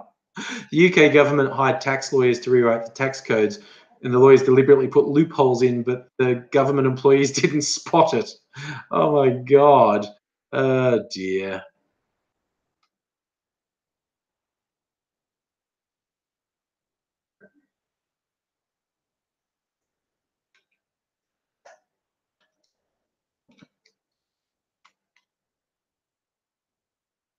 So nobody's saying zero correlation between taxation and employment. I'm not saying employment. I'm just saying if the government has money that they spend on infrastructure, well, there's public support things first, but when the government spends money, it doesn't go into a black hole.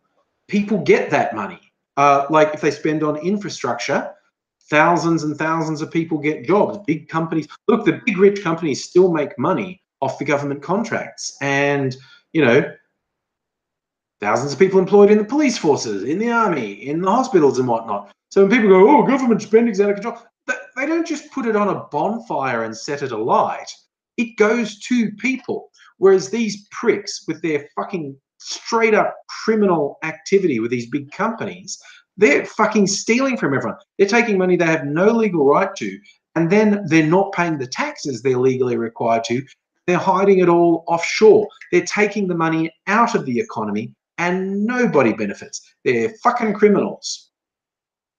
Yes, I'm a dirty fucking commie. Well, not really, but I don't care if someone says it. I don't take it as an insult. So, yeah, and the whole trickle down thing. I mean, we've seen. You look from Reagan on. That's when Reagan's the one who started saying trickle down economics. If the rich have lots of money, they spend it and it trickles down to everyone. No, we know irrefutably by actual evidence, decades worth of evidence, the rich don't put that money into the economy. They just don't. They take it out of the economy, and nobody below them benefits. So it's basically that straightforward. Governments can and are inefficient and bureaucratic, and they definitely waste money. But when the government spends money, it's going to someone. Someone else gets it. When the government spends it, that means they're giving it to someone. When these rich pricks take all the money and hide it in offshore accounts, they're taking it out of the economy and it doesn't go to anyone. So no, fuck that lot. I've got no time. Nobody, exactly. I mean, in the global financial crisis, basically didn't touch Australia because when it was at its worst, the Rudd government said we need to spend a shit ton on infrastructure because that will employ a bunch of people and get money moving through the economy. So they did a lot of building around schools and other things. So the actual building benefited communities, schools got new buildings and whatnot, and other infrastructure projects went ahead. Plus, it employed all the people doing the construction, so they all had jobs. And then, of course, they then spend their money, so other people get the money to spend. So it circulated a huge amount of money through the. I just realized something. I've got this set on top chat. I might not be seeing everything. Tara, you're talking about a troll. I'm not seeing anything. I don't always know how this chat works. But yeah. But yeah, spending on infrastructure actually spreads money around and turns the economy over. Oh yeah, Mofo sign, you're right. Kevin Rudd gave people $1,000.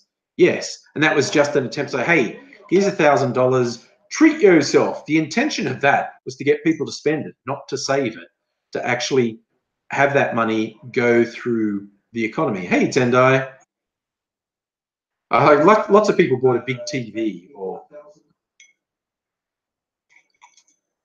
but yes, the Rudd government worked on the principle we need to keep people working, we need to keep money moving through the economy, and it worked because whereas the US, Europe, UK suffered a lot worse through the global financial crisis than we did. There you go, Adele paid for your formal.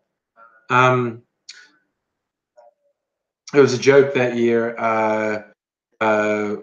Will Anderson, in his yearly comedy show, for that year. He had this giant sign in lights behind him that just said "Will," and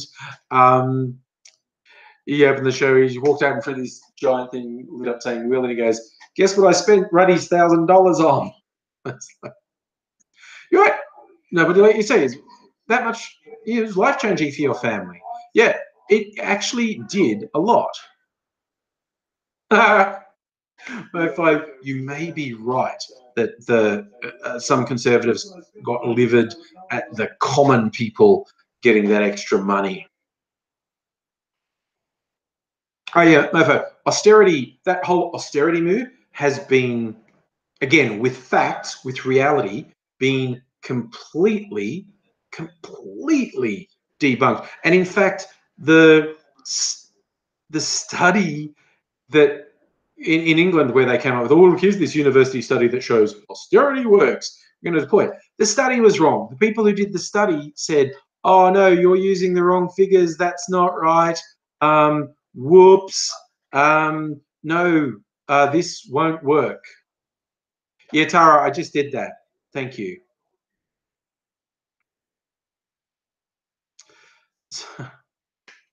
Oh yeah, Cliff Jumper. The austerity moves in the UK were fucking terrible. See, we never had that here.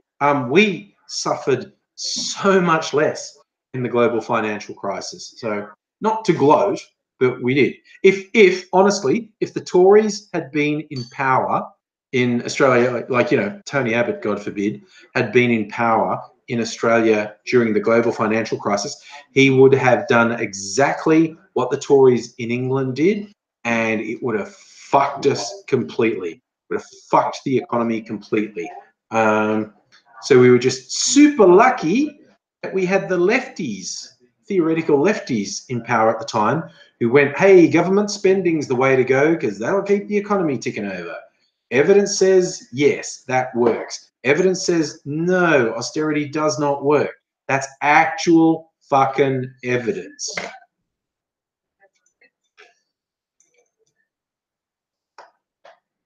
Mofo sign. Yes, I'm not surprised some people argued, oh, you didn't do the austerity hard enough. But it's like the big thing was it was exposed that their central justification was flawed. The study they used as their central justification, the authors of that study went, no, no, no, no, no, no, you've done this wrong. Those numbers are wrong. It won't work. It can't work. When you do the numbers correctly, you see that these austerity measures will just cripple the economy. It'll grind to a standstill.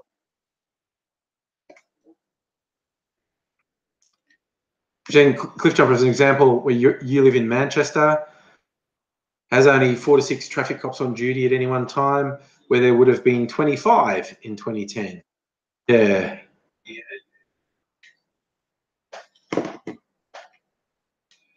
Mofo, I think you've got it that when things are tough, more money has to go into the economy. But if the economy is booming along on its own, if you push too much into it, then you get inflation or even hyperinflation, and it all boils over. So it is a little bit of a juggling act.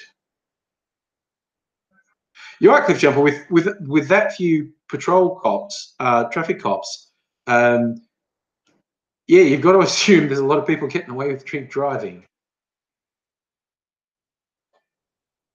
Exactly, Tara. People, that $1,000 from Kevin Rudd, people were meant to blow it on whatever. Because when you blow the money, that just means someone else gets it.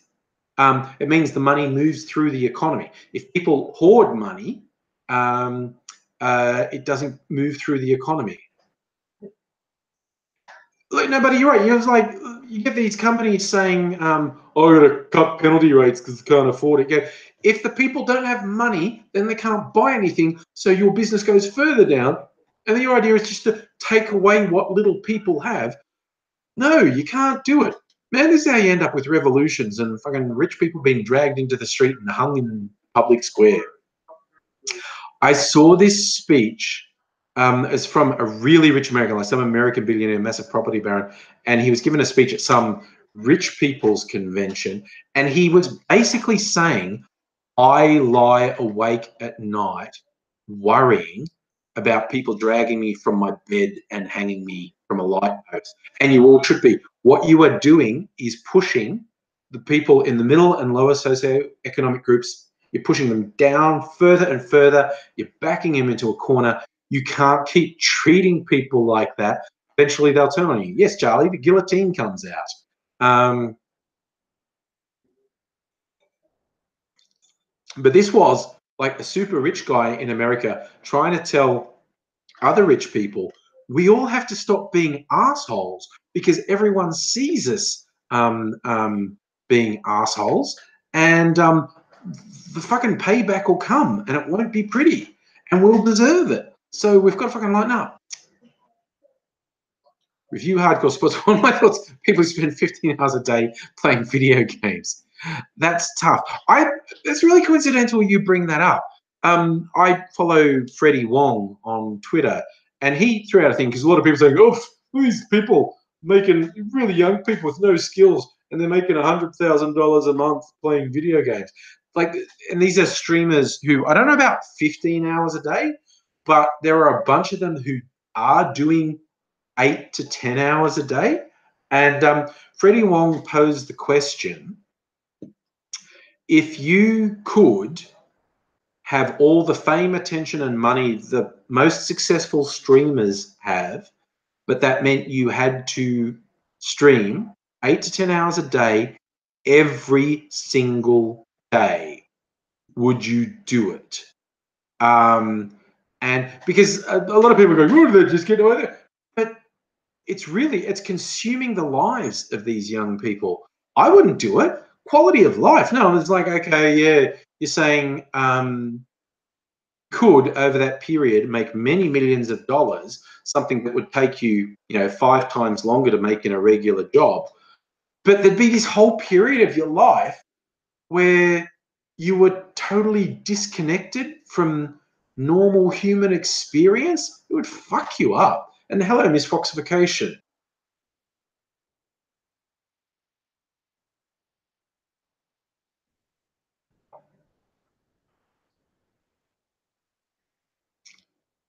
Yeah, Cliff Jumper, you're right about people who complain about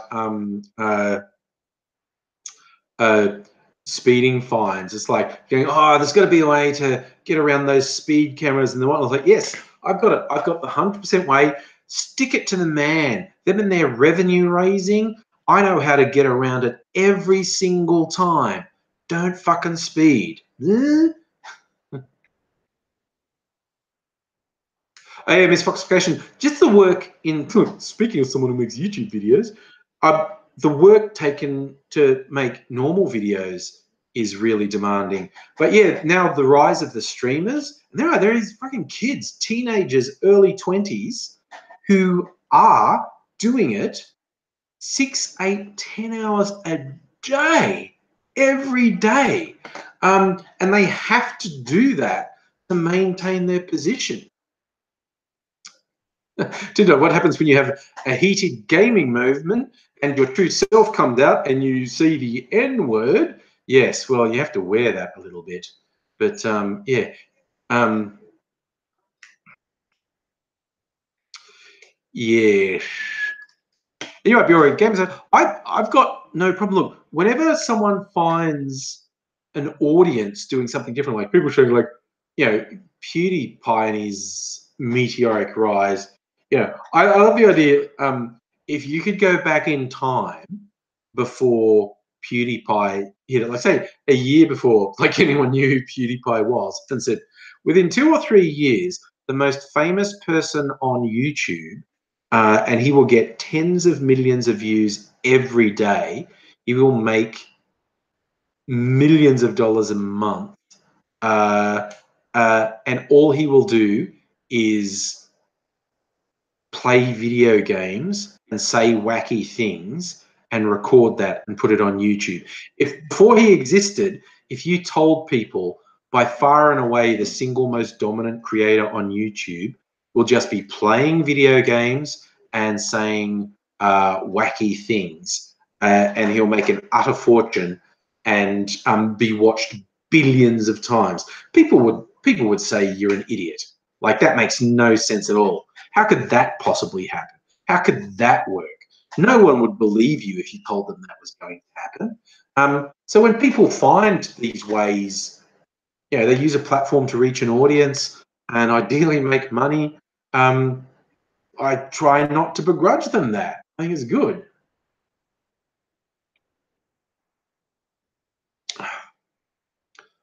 Biori, you are a weirdo. You never use racial or homophobic slurs when you get upset playing video games. You're so weird. I know, but you had someone upset with you because you said, please don't use racist term. Yeah, if they get upset when you say that, that's telling you something.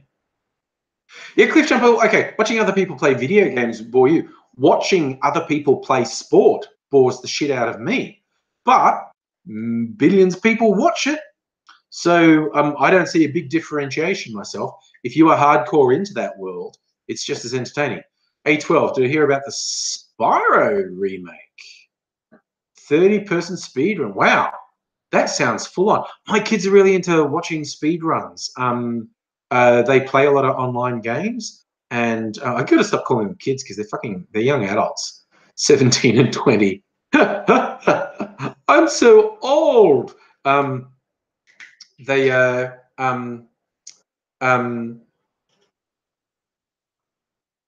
they watch the speedruns all the time. I watch them. They go, "What are you watching?" Oh, someone's doing a speed run of this. The record was an hour 30. They're trying to do it in 57 minutes or so. Yeah, it's quite fascinating. Catherine, you're absolutely right. Only 1% of 1% of YouTubers make big money, and if that. There's a funny thing. Like people have said to me, do you want to be a big YouTuber? And because I just do my YouTube channel for fun. Like it's like when the Stain and his shit stain fans try to say, "Oh, your channel's shit and little." It's like, there's probably a couple reasons for that. First, I'm just doing it for fun. Second, I'm really bad at self-promotion. Uh, um, third, I probably shouldn't tell as many people to fuck off as I do if I want to appeal to a mass audience. But that's what I'm doing. I've got a day job that pays really well.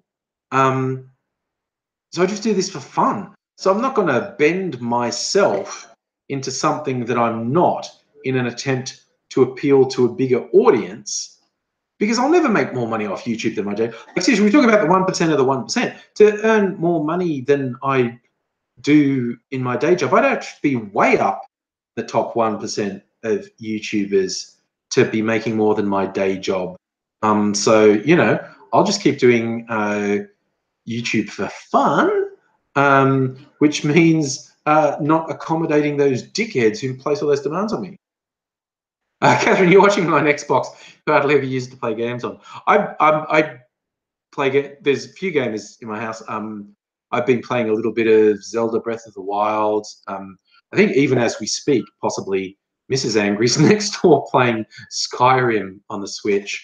Even I went to watch the Last Jedi. We got the Blu-ray the other day when it came out, and I hadn't used my Blu-ray player in forever, and it was fucking up and wasn't playing. So I used the PS4 to play the Blu-ray, and it worked flawlessly.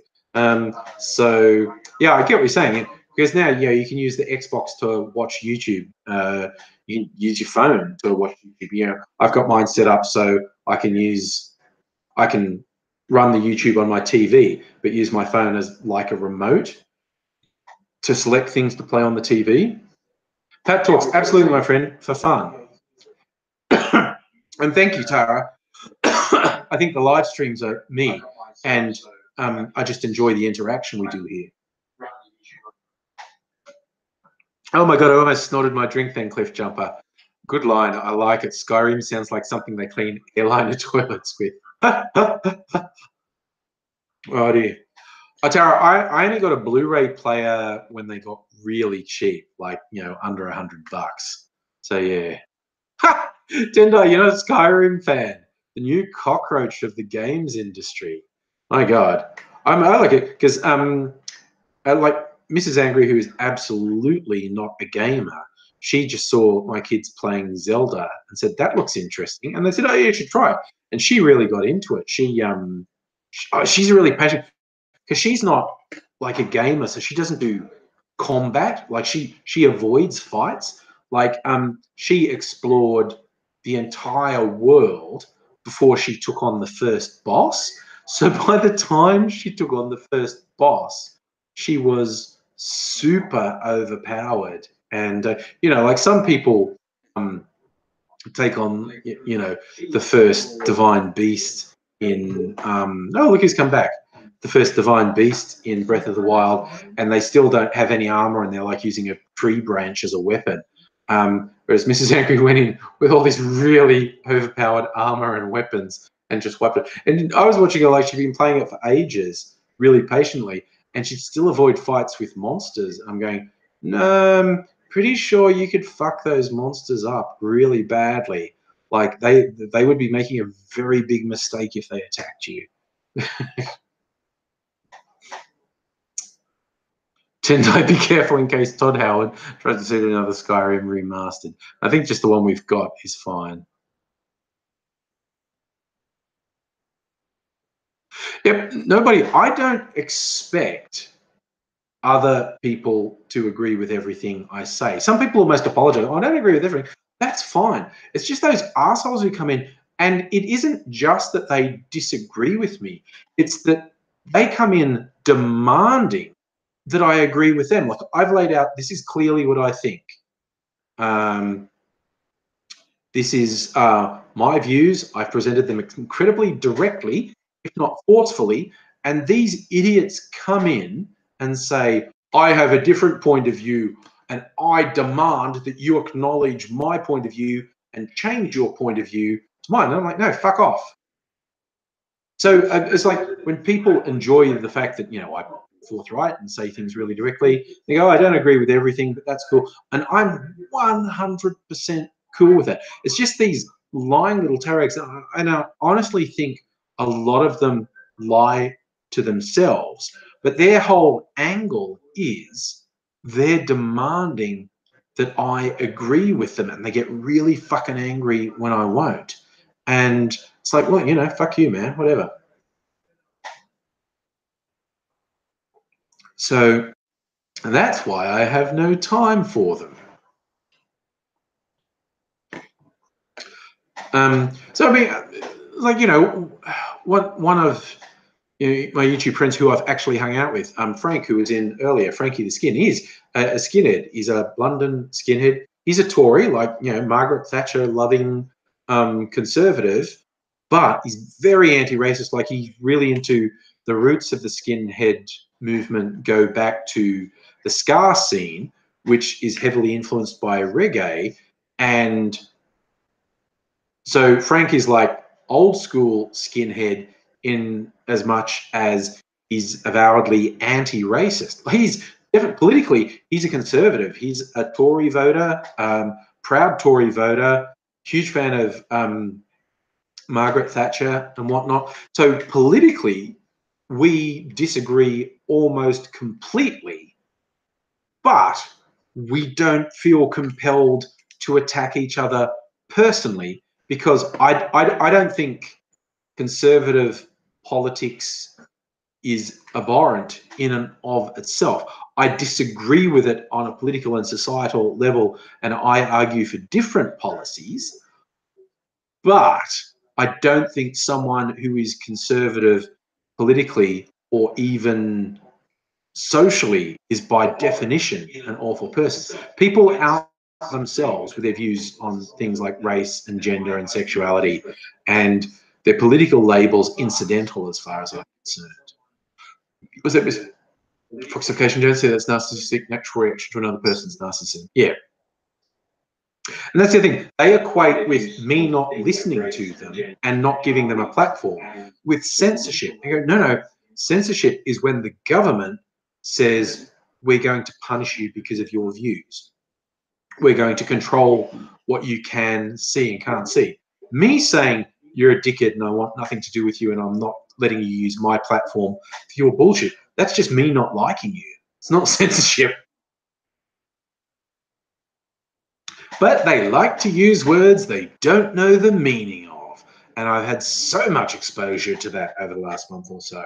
They don't actually know what free speech in a political sense means. They don't know what censorship means. They don't know what hypocrisy means, because they're fuckheads. Yeah, they do get really super tiresome. You know, just keep on keeping on, and don't let the bastards get you down, as the saying goes. Yeah, I just try it. It's like, no, I don't want you in my life. Actually, I don't want anything to do with you. I can possibly avoid it. Oh, 812. So that's anyone who's into speed rounds. That's the YouTube channel link for the tournament. Okay, cool. Yeah, Catherine, you're right. You don't have to like everyone else. I just feel like you have to have a basic level of respect for other people when they aren't hurting someone else. As like, as stupid as I think, say, flat earthers are, I don't want to persecute. I don't want to hurt them, but I don't want them to pollute discourse either. I like their views are completely and utterly invalid and have no place in any discussion of science, and their views shouldn't be allowed to influence like political policy because it's just patently stupid. But I don't want to hurt them. I don't have to like them. They don't have to like me. But you treat people with decency and respect. That's what it comes down to. Um, and it's when you won't, when you do shitty things to people based on who they are, like their race, ethnicity, sexuality, even their religion. You know, the religion is not who you are. Religion is something that you're brought up with or grow into. In some cases, usually you're brought up with it. But persecuting people for those reasons. But once someone starts going, oh no, I'm going to fuck up that person's life because I don't like doing, like, I don't know who first said it, but saying, because of my religion, I can't do this particular thing. That's fine. If that's how you want to live your life, that's fine. Where it becomes a problem is when you say, because of my religion, you can't do this thing. That's unacceptable. And that's the thing I'll kick back against. So again, you know, it's like even the people go, oh, I think gay sex is squicky. I don't want anything to do with gay sex. Fine. You are probably always going to think gay sex is squicky. That's fine. But don't interfere with the lives of people who are gay. It's like, oh, I think abortion's awful and it upsets me and whatnot. Then don't get an abortion, okay? But don't fuck around with other people's lives. Absolutely ridiculous. Terry, right? The anti-gay free speech crowd in Australia do this insane shit where they think they should be able to vilify people and say they're evil and are going to hell and kitty rapers, and they go, that's just free speech. You go, well, that's actually vilification, and you're actually destroying people's lives. So fuck. They go, you don't like, Catherine, you don't like to be best friends with everyone. No, that's fair. You're a woman who thought knew if your family would always give backhand. That's exactly. When you know someone's a shithead, then it's like a shithead. I don't think you have to be nice to them. You don't necessarily have to persecute them, but someone's a shithead. You don't have to like them. It's just I'm a big believer in, well, don't interfere in other people's lives when they're not hurting someone else. It seems like a fairly simple rule to me, but there's a lot of people who just really want to control other people. Anywho, you wonderful people, it's come around to 10 o'clock, and tomorrow is actually a work day, and I am an old man, and I need to get some sleep before going to work tomorrow. So I am going to bid you farewell. I've really enjoyed my time with you, as per usual. Hope you've had a good time as well. Be seeing me. I'm going to see if I can come up with a Friday the 13th themed video for tomorrow, Probably instead of working, I'll be thinking about making. No, don't. I work very hard. Okay. So, oh, it's your birthday tomorrow. Nobody. Enjoy. Happy birthday to you. Miss Foxification, I don't know if we've actually done the real talk with the age. I may be older than you realize because I get a bunch of these trolls trying to insult me and saying, you're old. You're like so old. Why would someone who'd be like, 40 do that stuff? And what's funny to me is they go with the 40, that they don't think 40 is real because they're trying to use it as an insult. So it's only an insult if they think it's not true. And so they think I'm younger than 40 and they use it as an insult, which is really hilarious when you take into account my real age. But anyway, yes, Tara, you and I are about the same age. We worked that out at one point, I think. Anyway, thank you, everyone. Don't worry about thumbs up. That's related to those trolls. I think it was actually just the one person with multiple accounts earlier. But thank you for your time. I